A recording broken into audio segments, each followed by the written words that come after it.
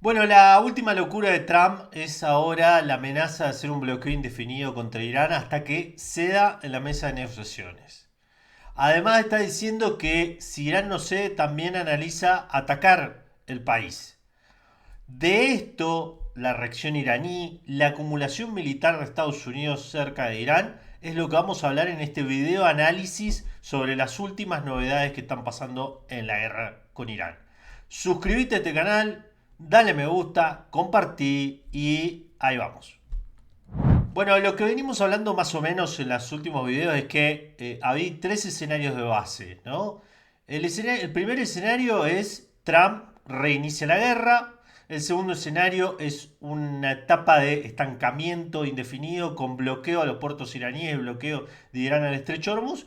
Y el tercer escenario sería un acuerdo de paz.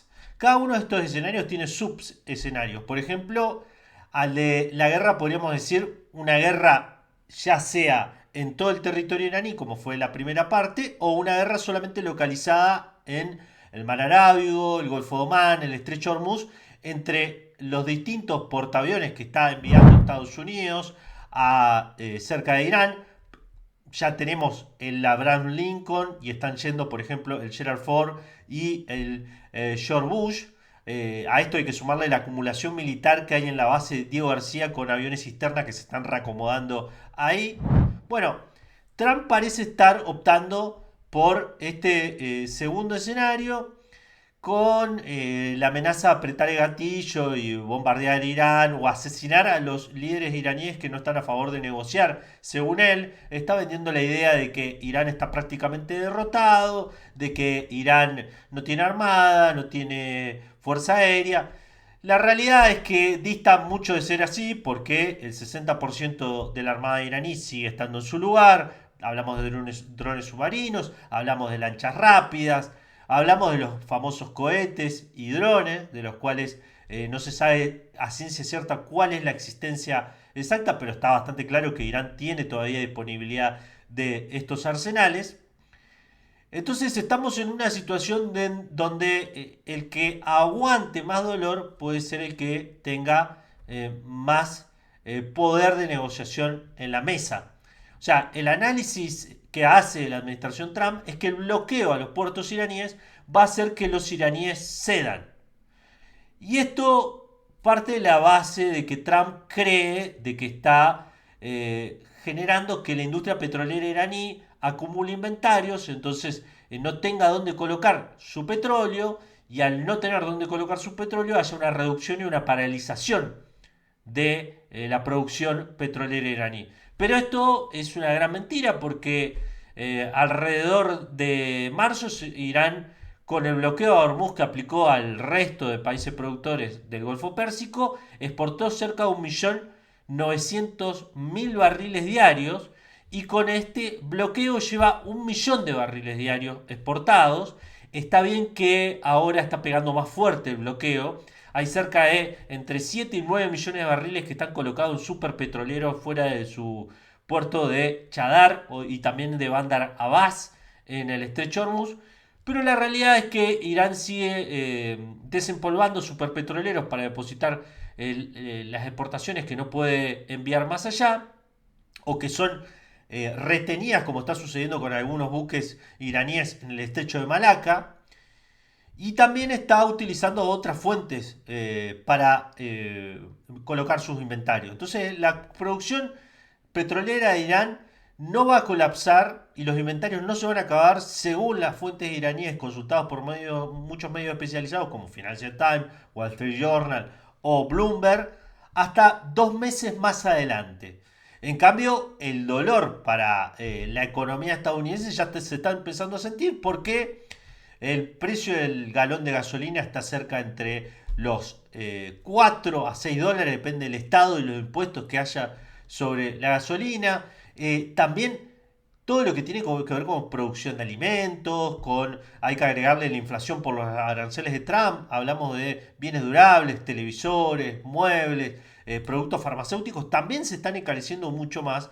Y de hecho esto ha llevado a que hoy por hoy popularidad de Trump, según las encuestas, esté en un 40% de imagen positiva, uno de sus peores índices, e incluso haya una discusión si Trump no va a perder el Congreso de Estados Unidos, pero no solamente la Cámara de Representantes, que se da como descartada, que puede llegar a perderlo, sino también el Senado, donde tendría que perder varios estados que tienen tendencia republicana, ¿no?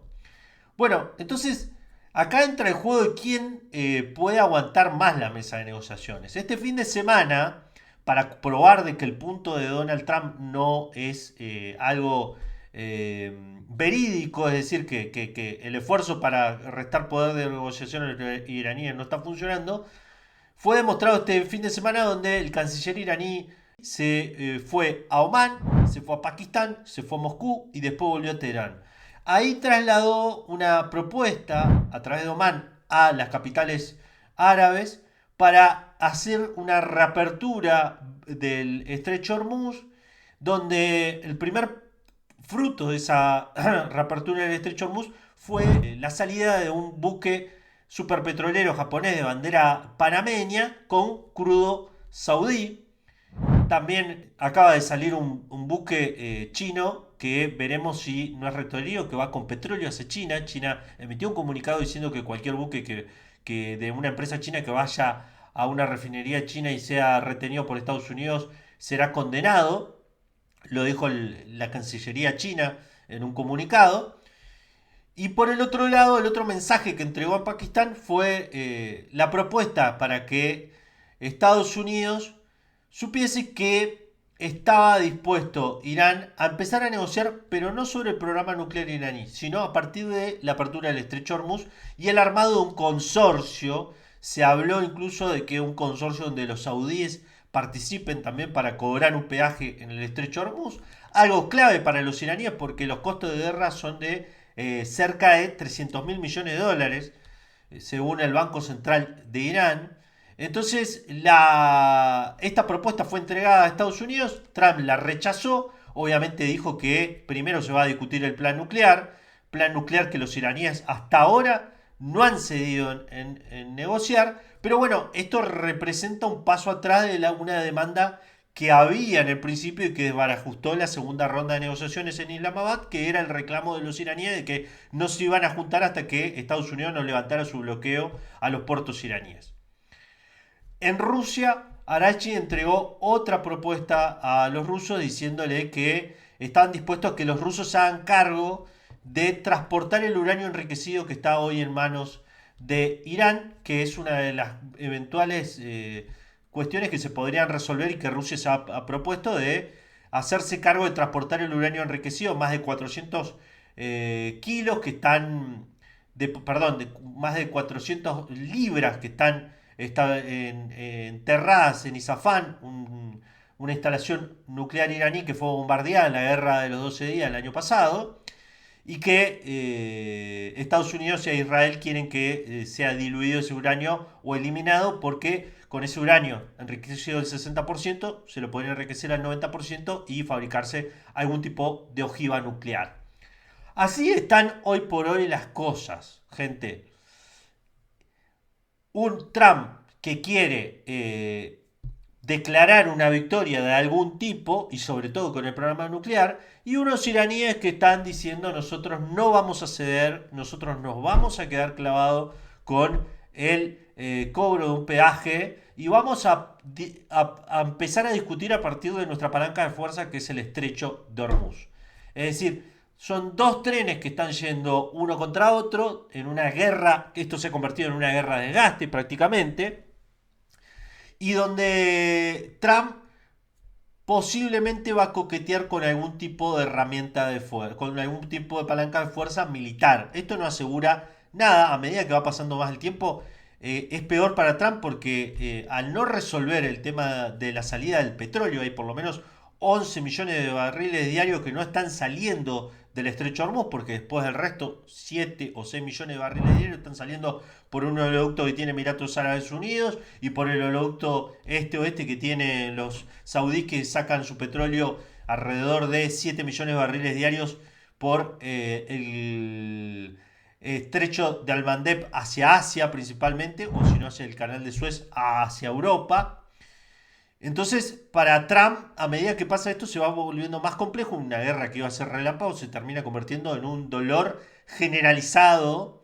Y por el otro lado, la creencia trumpista de que van a poder dividir al liderazgo iraní y que van a poder eh, poner en una posición de debilidad a los iraníes para negociar algún tipo de concesión. Así estamos al día de hoy. Vamos a ver este video que es una representación de Trump en la película El Aprendiz, donde él habla, el personaje que hace de Donald Trump, habla de cuál es el manual para definir los conflictos según Donald Trump. Veámoslos un ratito y ahí volvemos. I got 3 rules. Okay, they're my 3 rules of winning. Rule 1: the world is a mess. Okay, the world is a mess, Tony. You have to fight back. You have to have a tough skin. Attack, attack, attack. If somebody comes after you with a knife, you shoot him back with a bazooka. Okay? Rule 2: what is truth, Tony? What is truth? You know what's truth? What you say is truth. What I say is truth. What he says is truth. What is the truth in life? Deny everything, admit nothing. You know what's true? What I say is true. And third of all, and most important, no matter how fucked you are, you never, ever, ever admit defeat. You always claim victory. Always. You know, that sounds like the U.S. foreign policy for the past quarter century. Well, unlike that, this actually works. And I won a lot, Tony. I won a lot, and even when they said I didn't, I still turned it into a win, and that was the difference. So, how'd you come by these set of rules? Well, I have an instinct, Tony. I have a killer instinct. I always have. Con toda esta información que les entregué hoy, nos vamos. Suscríbanse al canal, dejen su me gusta y recuerden que se pueden suscribir a mi newsletter donde acabo de publicar un artículo donde explico cómo China está armando un sistema financiero alternativo al dólar. Se pueden suscribir con el enlace en la descripción de este video con una membresía con descuento del 30% y así apoyar este canal. Bueno, gente, chao, chao.